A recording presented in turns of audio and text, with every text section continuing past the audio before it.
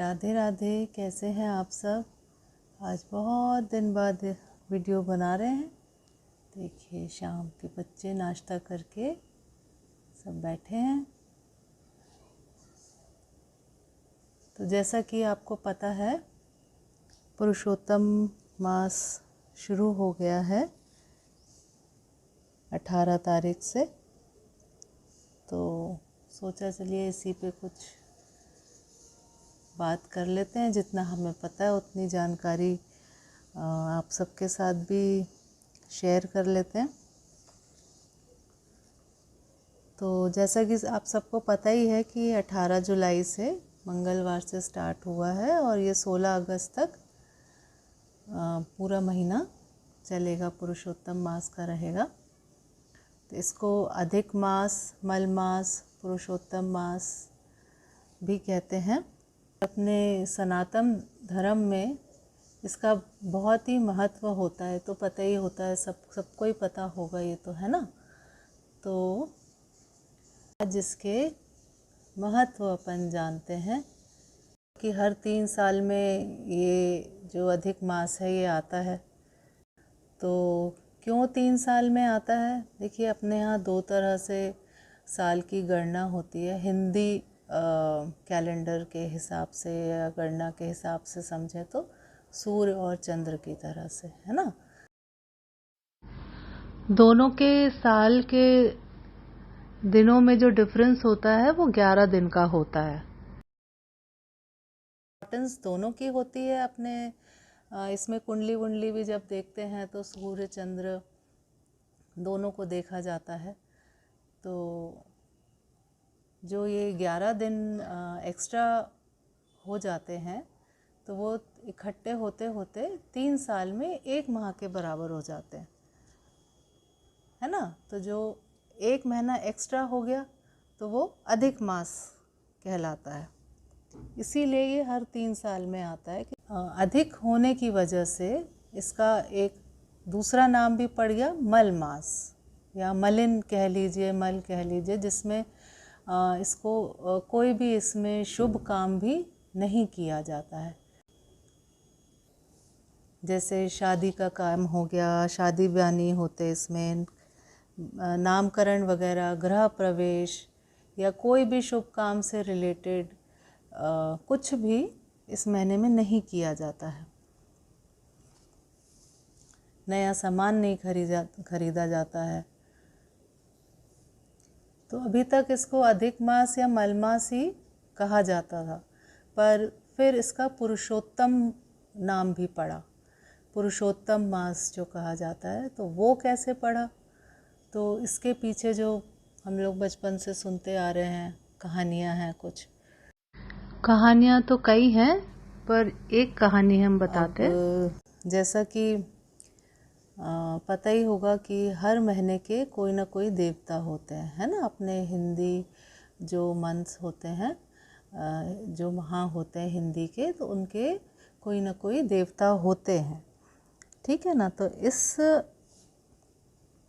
मल मास के जो देवता थे वो बहुत एक बार नाराज़ होकर नारायण के पास गए कि भाई सब मेरा तिरस्कार करते हैं, मेरे को कोई अच्छा नहीं समझता, ना मेरे में कोई पूजा पाठ होती है, ना कोई व्रत त्यौहार होता है, तो मेरे को तो अच्छा नहीं लग रहा है।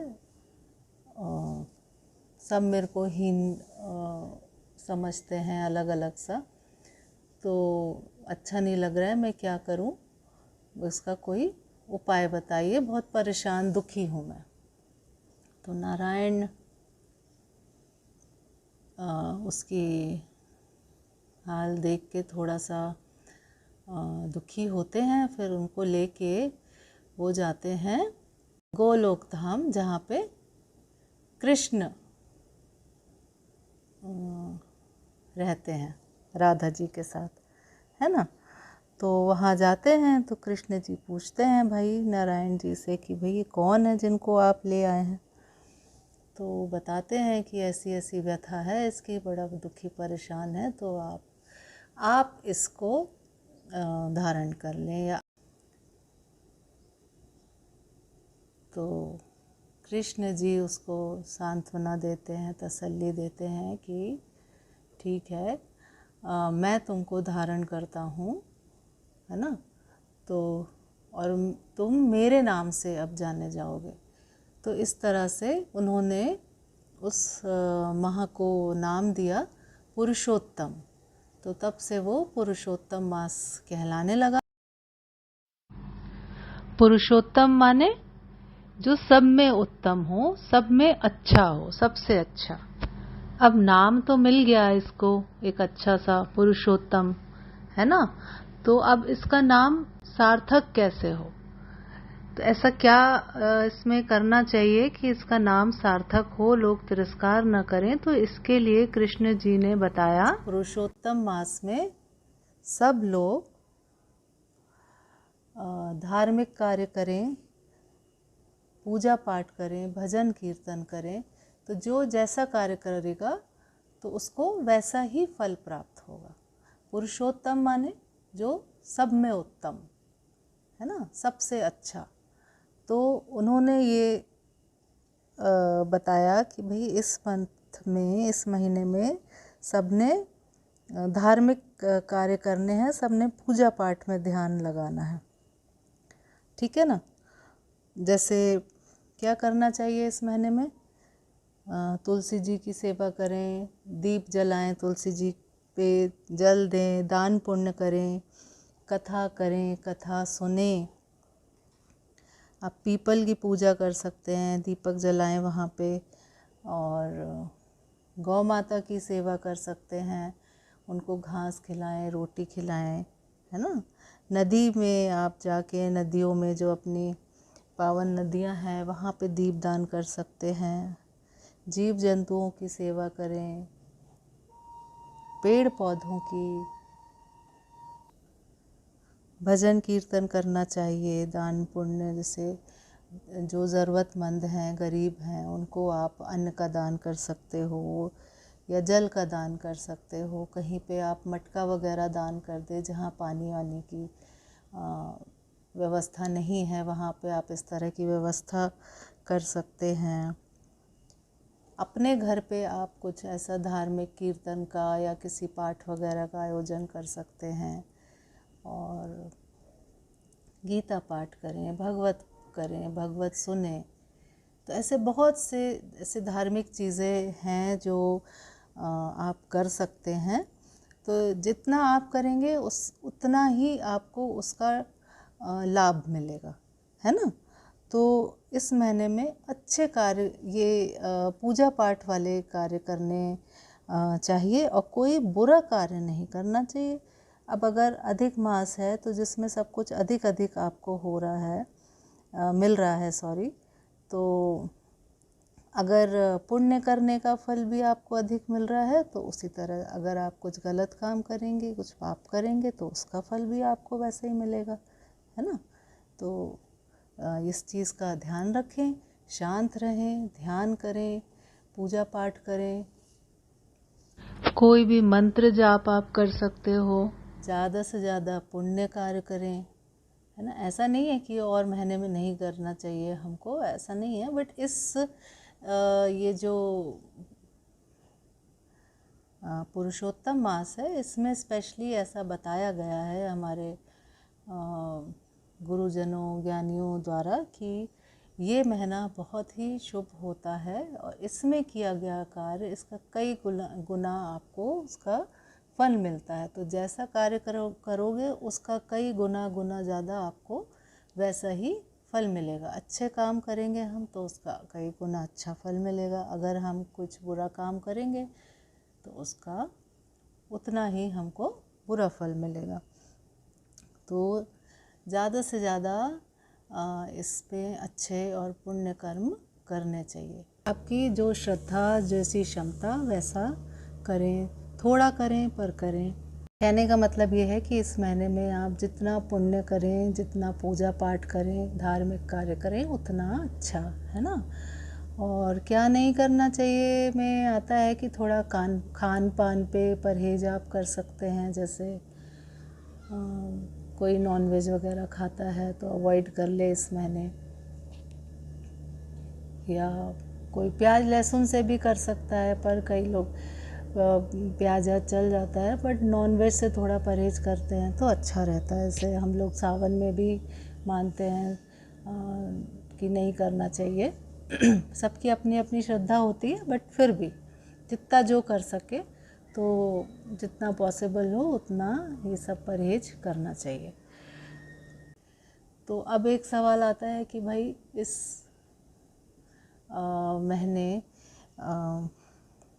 अगर इतना ही अच्छा है, उत्तम माह है ये, तो इसमें शुभ कार्य वर्जित क्यों है? तो अब जो हमारी समझ हमको ये कहती है कि हमें यही समझ आता है कि बाकी चीज़ें जो हैं हम लोग मुहूर्त के हिसाब से या वैसे भी साल भर हम कर सकते हैं, है ना। तो एक महीना ये भगवान जी के लिए अलग से हमको मिला है कि हम सिर्फ और सिर्फ हम बस प्रभु में मन लगाएं, भक्ति में मन लगाएं, अच्छे कार्यों में मन लगाएं। बाकी कार्य तो देखिए जीवन के चलते ही रहते हैं, है ना, और वो चलते ही रहेंगे, वो नहीं रुकने वाले हैं। अब जीवन है तो वो सब कुछ तो चलता ही रहता है। लेकिन एक महीना अगर आप इतने जीवन में और साल में आपको अगर एक महीना प्रभु भक्ति के लिए मिल रहा है तो वो हमें ज़रूर करना चाहिए। और बाकी महीनों की तरह इस माह भी 2 एकादशी पड़ेंगी, पूर्णिमा आदि व्रत त्यौहार पड़ेंगे, तो वो सब भी ज़रूर पालन करें। और इस साल का जो पुरुषोत्तम मास है वो बहुत ही खास है, बहुत ही अच्छा है इस मायने में कि ये 19 साल बाद ऐसा मौका आया है कि सावन के साथ ही पुरुषोत्तम मास शुरू हुआ है ना। तो इससे शंकर जी और कृष्ण जी एक ही माह में अब एक दूसरे से मिल रहे हैं, समझिए, है ना। तो कृष्ण के आराध्य भोलेनाथ, भोलेनाथ के आराध्य कृष्ण। तो ये शुभ जो माह बना है या जो भी संयोग कहिए बना है इस साल, ये बहुत सालों बाद 19 साल बाद ये आया है। तो इस साल इस बार के इस पुरुषोत्तम मास का तो और भी ज़्यादा महत्व है। तो आप भोलेनाथ का भी सब पाठ करिए, उनका शिव पुराण कर सकते हैं और उनकी पूजा, उनकी अर्चना, ठीक है ना। तो ये सब करने से आपको दोनों भोलेनाथ और कृष्ण जी का आशीर्वाद मिलेगा। दोनों प्रभु एक ही माह में आपस में भी मिल रहे हैं और हम भक्तों के लिए भी शुभ बन के आया है ये। तो हम लोग को इसका ज़्यादा से ज़्यादा फ़ायदा उठाना चाहिए। तो खूब पूजा पाठ करें, खूब दान पुण्य करें, ज़रूरतमंदों की मदद करें, जितना हो सकता है आप जिस भी तरह से आप कर सकते हो ज़रूर करना चाहिए। अब कुछ कुछ बातें तो देखिए बचपन से पता ही होती हैं, हम लोग के घर में ऐसा माहौल रहता था कि थोड़ी बहुत बातें पता हो, पर शायद हम लोग उतना सीरियसली इन चीज़ों को नहीं सोचते या समझने की कोशिश करते जितना अब भक्ति में आने के बाद और जानना और सीखने की कोशिश करते हैं। तो इसी तरह से हम भी अब कोशिश करते हैं। पूजा पाठ तो बचपन से सब चलता ही रहता था, बट इतना डिटेल में और भी चीज़ें प्रभु के बारे में या सृष्टि के बारे में या सब जो व्रत त्यौहार होते हैं इन सब के बारे में इतना कभी नहीं सोचा, ना ही कभी जानने की कोशिश भी करी। पर अब क्योंकि भक्ति में हैं तो थोड़ा थोड़ा सीखने की, जानने की कोशिश करते हैं। तो जितना भी हमारी समझ आता है अब और जितना भी हम सीख रहे हैं और या जान रहे हैं, समझ रहे हैं, वही शेयर करने की कोशिश करते हैं कि अगर हमारी तरह भी कोई है जो सीख रहा है, जिसको जानना है, सीखना है, तो उन सबको भी थोड़ा फ़ायदा मिले। और इस माह के बारे में आप क्या जानते हैं, कुछ हमको नहीं पता है या हमें और जानना चाहिए या कहीं हम गलत हैं, तो ज़रूर आप लोग शेयर कीजिएगा, ज़रूर बताइएगा। तो जो भी बातें आज हमने कही हैं उनको करने की कोशिश कीजिए। सब समझदार होते हैं, सब जानते हैं सबको क्या कैसे करना है। बस एक थोड़ा सा जितना हमको पता था हमने बोला है, बताया है। तो आप लोग क्या क्या करते हैं, कैसे करते हैं, तो ज़रूर बताइएगा। सबको पुरुषोत्तम मास की बहुत बहुत बहुत शुभकामनाएं, सावन की बहुत बहुत शुभकामनाएं। सबको राधे राधे, जय श्री कृष्णा। राधे राधे कर दो भैया।